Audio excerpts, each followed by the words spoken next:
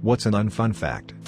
When your skin becomes red from spending too much time under the sunlight, it's basically because your skin cells are committing suicide to avoid becoming cancerous.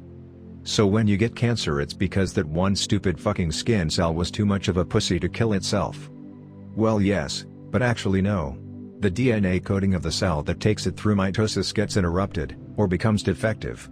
So it wants to kill itself, it just can't. Like me in the 7th grade.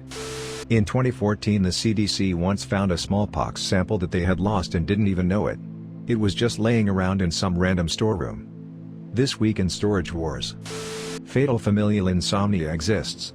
It's a rare, incurable prionic brain disease that progressively destroys your brain's ability to sleep. Eventually you stop sleeping altogether, go insane, have seizures, and die. Prions are scary. No cure/treatment, and mostly deadly.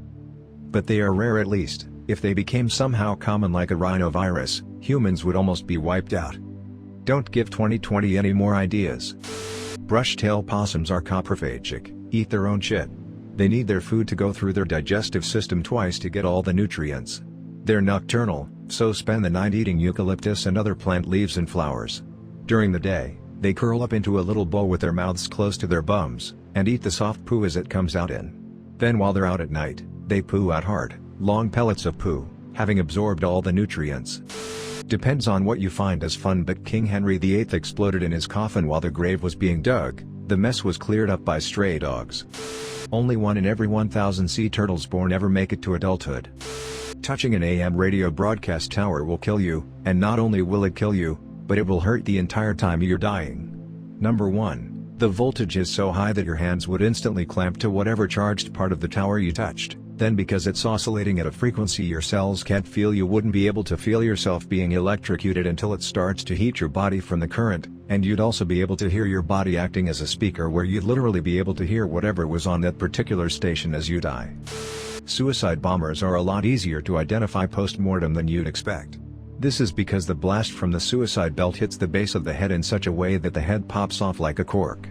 Investigators therefore have a relatively intact head to ID.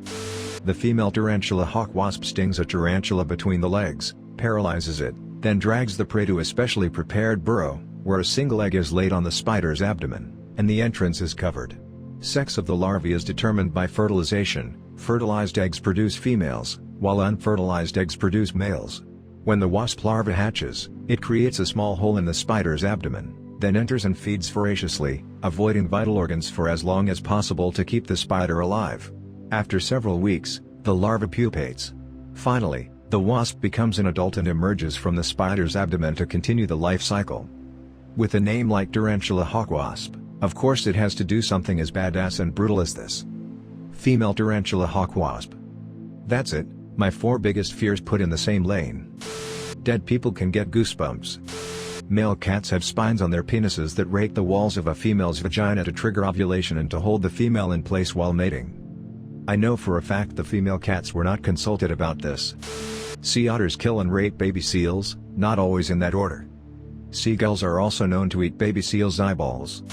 Whales don't die of old age. Eventually they just don't have the strength to resurface and slowly drown. Maybe if they didn't ejaculate 40 gallons at a time they could live longer. Why live another day if it's not spent ejaculating 40 gallons of semen? A human tooth has 36 calories. What the fuck? Hey, just think of it as a snack if you're ever lost in the wild. Deep sea octopus babies take 5+ years to hatch, while mom and octopus never leaves the nest to feed and dies when the babies hatch. She doesn't eat for 5+ years. At least she has her mate's detached penis to play with. When a male bee, drone, ejaculates, its testicles explode and the drone dies. It is literally a one-shot wonder. This is also a drone bee's only job. The males are literally slaves only used for breeding, and when autumn comes and the hive hibernates, all the drones are forced out of the hive to die in the cold. The first responder to die in 911 was killed by someone jumping out of the building and landing on them. Scuba divers can experience a sudden change in pressure when swimming near pipes and will get sucked inside, doesn't matter the size of the hole. It's called delta P. Worst part? Someone else usually has to go inside the pipe to remove the body. Every unborn baby grows a mustache in the womb, which then spreads to cover the entire body. The baby then eats the entire hair called lanugo, and excretes it after birth with their first bowel movement, which is a substance called meconium. What the fuck? Lol, you did it, man, don't act so surprised. My father is a mortician who now works for a university, but during his time as a funeral director, he embalmed some brothers who were in a terrible accident. This was a few years ago when I was in high school. They had been run over by a car, exposing their skulls. The family wanted an open casket, so my dad had to make them look as presentable as he could. He said that he had to fill the skulls with something hard because, yeah, he managed to make them look good and the family was happy. It's an art, a lot of it involves makeup and craftsmanship to make someone look like they're sleeping, so as not to freak out the family. It's definitely not a profession for the faint of heart. As a nurse, I've encountered many stillborn babies that I had to get creative to make them presentable for the parents to see, hold and give a heartfelt goodbye. One time my nurse coworker came to me distraught because she just attended a C-section for a term stillbirth in which the physician had a difficult time delivering. The baby's head was essentially crushed from delivery and brain matter was spilling out. It was a bad scene and my coworker needed help making the baby look presentable for the parents. I just did what had to be done using tape and rolled cotton pontoons to get the baby's face to look normal. I swaddled the little babe as best I could and cautioned the nurse not to let the parents unswaddle the baby. They had the most precious time saying goodbye to their baby. Someone took pictures and they turned out beautiful. I was so sick to my stomach knowing that I had just pieced their baby back together but stood alongside smiling with the family about how beautiful he was. This is the PTSD shit nurses go through. I never talked it out, just went home and was grumpy with my family and sucked down a bottle of wine.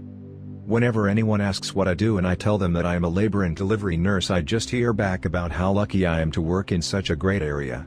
They have no idea. Thanks for letting me share. I lost a baby early in my third trimester and had to deliver.